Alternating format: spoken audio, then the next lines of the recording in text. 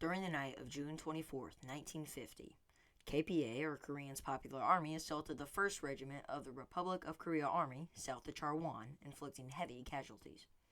The ROK 7th Division was stationed at the strategic town of Uijeongbu, and they hadn't joined the battle even by the morning of June 26th, probably because they waited for reinforcements from the 2nd Division. But when the reinforcements arrived later that day, it had quickly collapsed and the South Korean troops panicked. A hole opened up in the Uijeongbu corridor, and the North Korean troops poured in, moving closer and closer to the nation's capital, Seoul. Fearing a popular uprising, President Ri ordered the massacre of the Bodo League members. And if you don't remember, the Bodo League was created to change the thinking of suspected communists and make them be capitalist. South Korea ended up killing in between 60 and 200,000 of its own citizens. Many of these people that were murdered were innocent and mostly capitalist. The South Korean government and their American allies initially attempted to put the blame solely on the North Koreans, and it wasn't until the 90s that the Truth and Reconciliation Committee managed to establish what the truth was. Moving on, the morale of the South Korean army was low to start with, due to the fact that they had low firepower and their poor training, especially compared to the hardened North Korean veterans of war who had just recently returned from China. President Ri's government started to become more and more unpopular, and many soldiers hated their officers who had recently served the Japanese. As people across the South took up arms and harassed the South Korean army from the back, countless ROK units mutinied and fled. In these dire and dangerous situations, Seoul cannot hold up against the North any longer.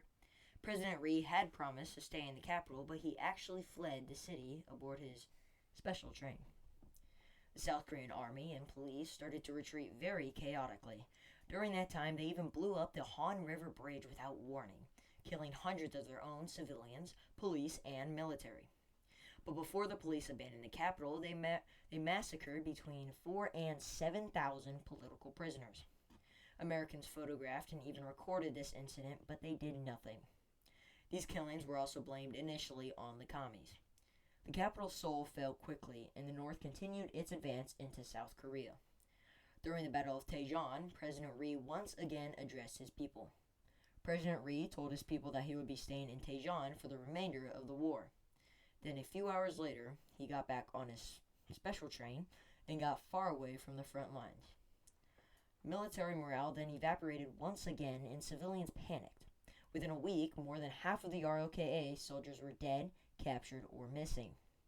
Also, almost 70% of the total military equipment of the South had been lost. General MacArthur visited the front lines, and he realized that most soldiers had been refusing to fight. The Civil War could have ended right there. Korea unified once again under North Korean leadership. Hey everyone, I'm Logan, and welcome back to Better History. That right there was the beginning of the Korean War. This is part 2 of 2. And if you like this new intro, let me know in the poll, and then I'll do more. Yeah. Once again, if you guys are interested in this war, I definitely recommend reading the book, The Korean War. It is an amazing book written by Bruce Cummings. Bruce, Cumming. Bruce Cummings. Alright, let's get back into the war. As I said, the war could have ended right there, but the U.S. urged the UN to approve an intervention first.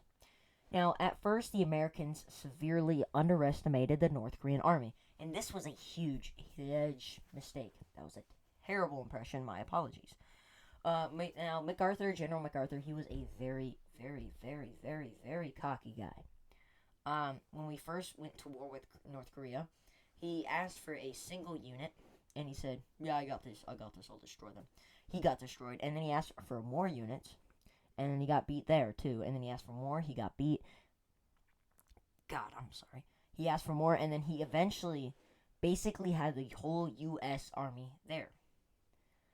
Racism. Racism was also another important factor that just may have caused the Americans to constantly underestimate the North Koreans. Now, keep in mind that the U.S. was still a segregated society, where Koreans were considered people of color, therefore subject to many apartheid-like restrictions. Yeah, that's what it is, apartheid-like restrictions. In Virginia, Koreans had to drink from colored fountains, and in many southern states, colored people and Koreans were not allowed to marry Caucasians. In many Western states, they actually forbade Koreans from owning land. Meaning, if you're Korean or you were colored, so basically, if you weren't Caucasian, you weren't allowed to do anything normal, and that's what segregation was. In the New York Times, the New York Times, military editor Hanson Baldwin on July 14th, 1950, wrote that the Koreans were barbarians. He said that twice. He also said they were locusts, primitive people, and thieves. And we cannot forget that he called them hordes 4 times. This guy, he was a bit of a bully.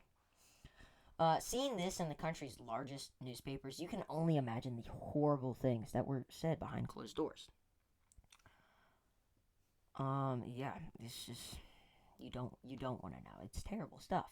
Right? I don't even know, but I'm sure it's terrible. But still, these quote unquote barbaric primitive hordes pushed southwards with such success in the summer of 1950 that honestly they were even better than Trump's landslide victory against Kamala.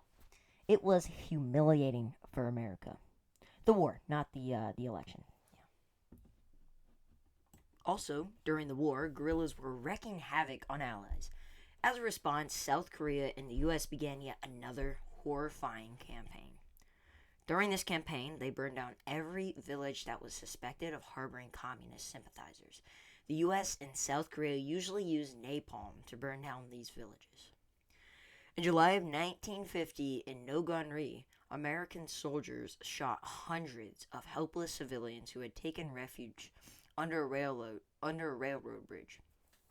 According to some survivors, the American soldiers returned for the next 3 days, shooting Korean families who were desperately trying to hide in drainage pipes. By the end of July, the American and ROK forces actually outnumbered the KPA 92 to 70,000. So basically, we outnumbered the North Koreans, but we still retreated. In early August, the 1st Marine Brigade went into action and finally halted the KPA advance, and the front line was stabilized at the Pusan perimeter. Now, the North started to worry too much about covering its flanks, and instead of marching on Pusan and potentially finishing the war, they decided to not move and stay where they were. This pause gave MacArthur time to organize a new defensive line, and because of this pause, the American and our allies now had 5 times as many tanks as the North Koreans. With better artillery and complete control of the sky, it may start to seem as if us and our allies, so America and our allies, could bring back a chance to this war. And towards the end of August, North Korea launched yet another major offensive along the perimeter.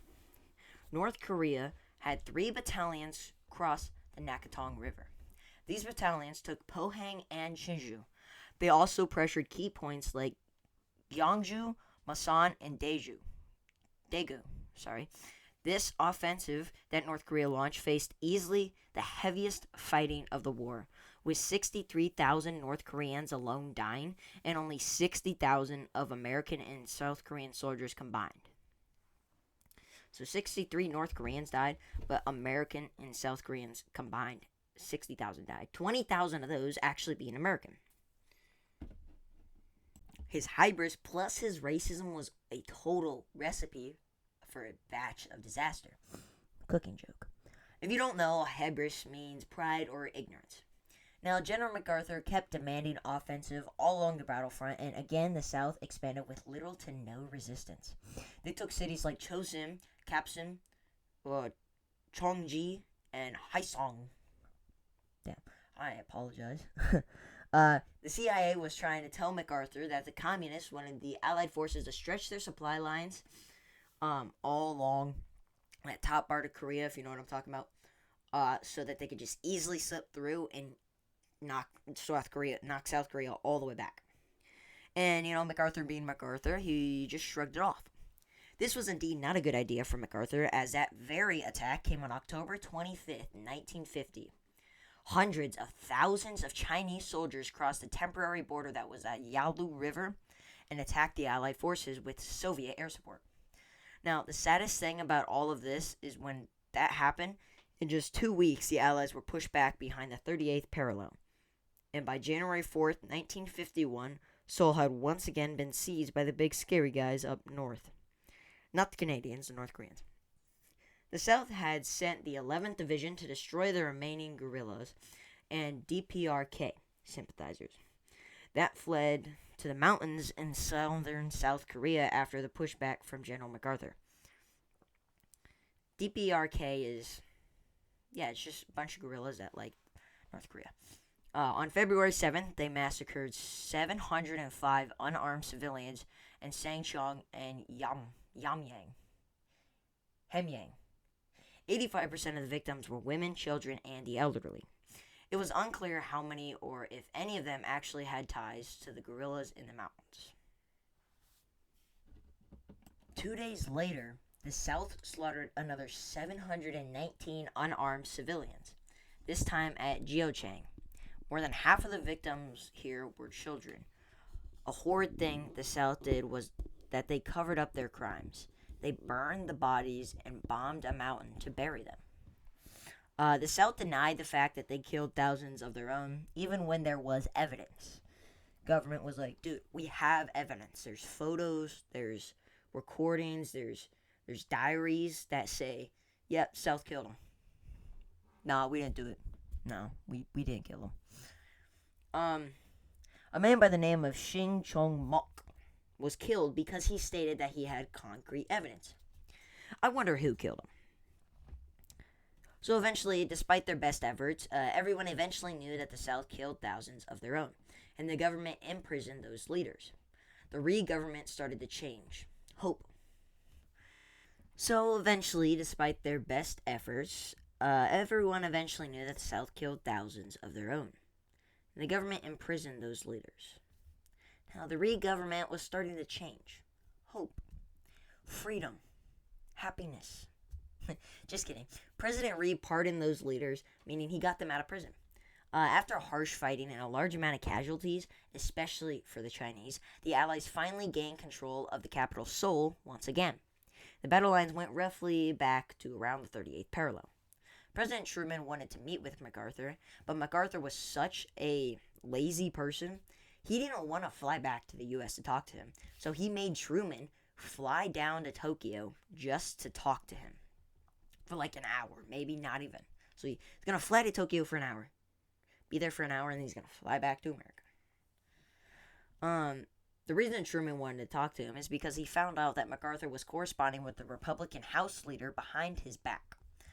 So Truman McFired MacArthur. Over the next 2 years, neither side was able to gain territory from the other. Now, by this point, the war was more about achieving a good position for peace negotiations than unifying Korea.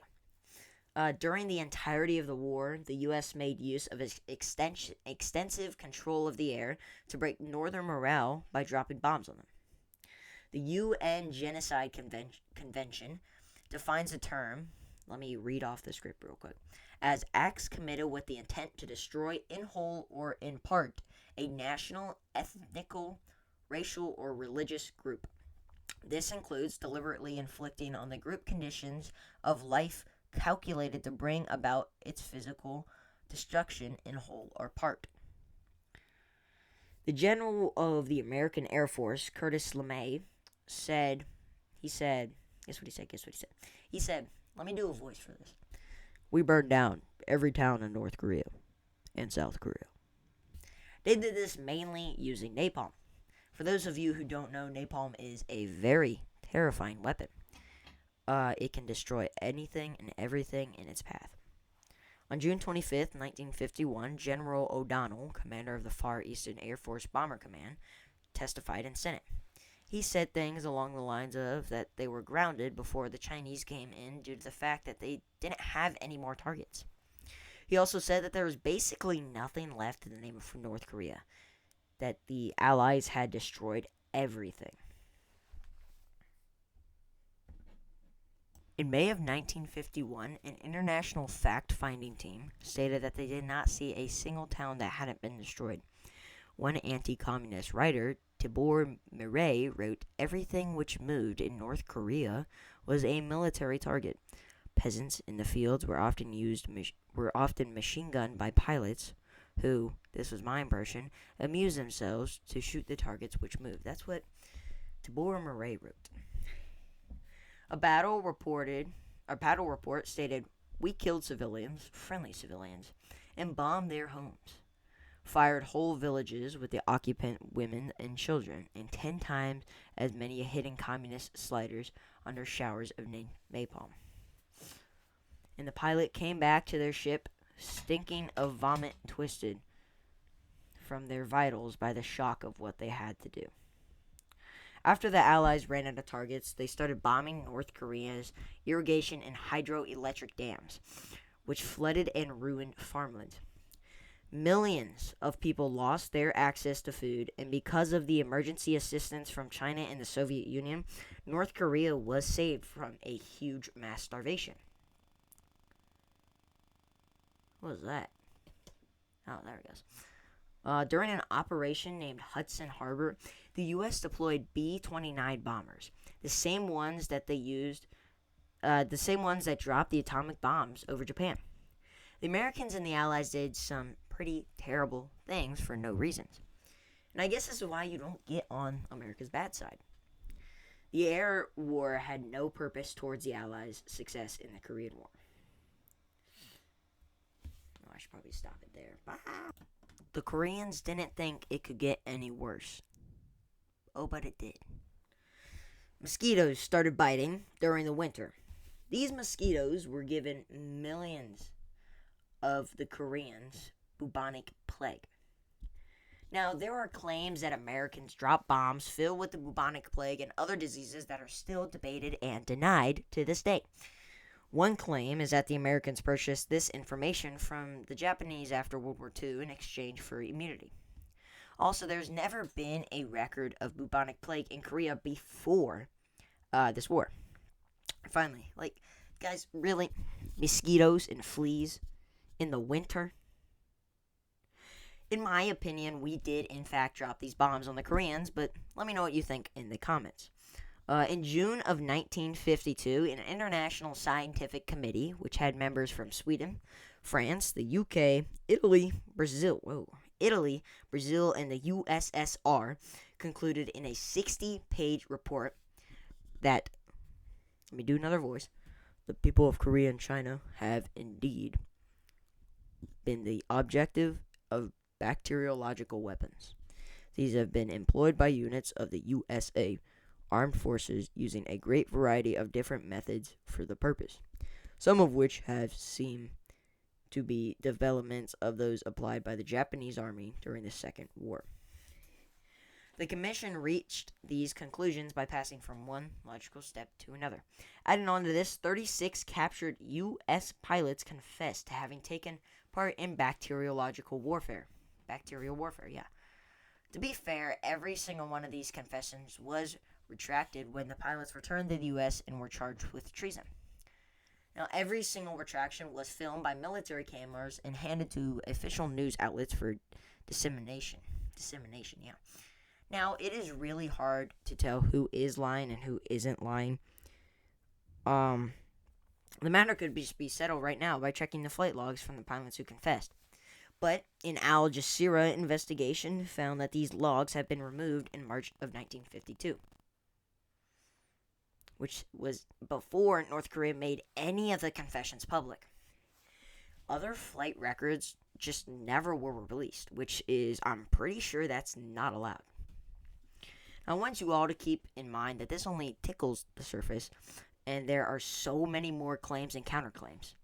Too many for me to put in this episode, but you can use this as an entry point to learn more. I encourage you to look into this. It's very interesting. Who knows, maybe I might do a video on it. But if you want to learn more, I recommend checking out the site www.nickhuman.com.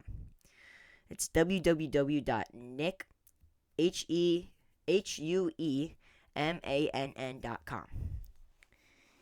He is the YouTuber things I care about, and he's an amazing YouTuber. I actually got some of this information off his video, and it's a great site. It really does work. Starting at the end of the war, On and off negotiations. Wow. Now, starting at the end of the war, on and off negotiations lasted for about 2 years. But after the passing of Stalin, the Soviet Union had too many internal problems. And China realized they couldn't really help the North Koreans anymore, all by themselves. So finally, on July 27, 1953, North Korea, China, and the UN Nations Command signed the Armistice Agreement, but President Syngman Rhee refused to sign, causing a peace treaty to have never been signed. Now, the Korean War left about 3 million dead, making it the deadliest conflict of the Cold War era. It also has the highest rate of civilian casualties, who were about 70% of all of the deaths. The North lost between 210 and 310,000 soldiers and between 1 and 1.5 million civilians. The North lost around 20% of its population. Its cities were destroyed and survivors were forced to live in caves or mud huts. For the Koreans, 140,000 soldiers died, 25,000 went missing, and around 500,000 injured. The Americans suffered 30,000 dead, 7,000 missing, and 3,000 non-battle deaths. China says they only lost 200,000, but the UN says the Chinese lost double that number at 400,000. 80% of the war massacres were perpetrated by the South, meaning only 20% was perpetrated by the North. The South continued as a dictatorship for the next 30 or so years, as 90% of the high powers in South Korea had ties. China says they lost only 200,000, but the UN says the Chinese lost double that number at 400,000. The South continued as a dictatorship for the next 30 years or so, as 90% of the high powers in South Korea had ties to Japanese collaborators. Also another thing, 80% of the war massacres were perpetrated by the South, meaning only 20% perpetrated by the North. This war influenced the U.S. not to invade North Vietnam, and actually helped us to start supporting a large standing army due to MacArthur being a doo-doo head and not knowing what he's doing. This also started the building of a worldwide military bases, and tripled the U.S. military spending. But this caused North Koreans to shut out the world and make military its main focus, and this is what made them a dictatorship. Kim Jong-un. They wanted to be strong enough to stop any future invasions. I got one question for you guys before we head out tonight, or this morning. Dude, why am I mixing up so much? What did you guys think about the war? Let me know in the comment section down below. Don't forget to follow and like, and I'll see you guys next week. Thanks for making it all the way through. Peace out.